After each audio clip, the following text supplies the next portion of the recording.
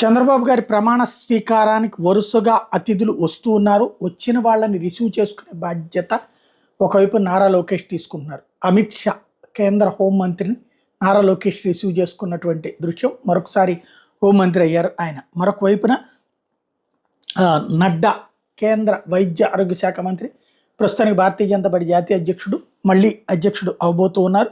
ఆయన కూడా ఒకవైపున. మరొక వైపున చూస్తే ఏదైతే రజనీకాంత్ తాజాగా చేరుకున్నారు గన్నవరం ఎయిర్పోర్ట్కి.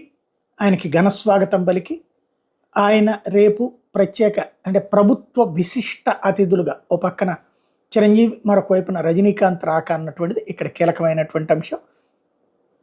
ఇక్కడ ఆ విధమైనటువంటి దృశ్యాలు కూడా మనకు కనబడుతున్నాయి.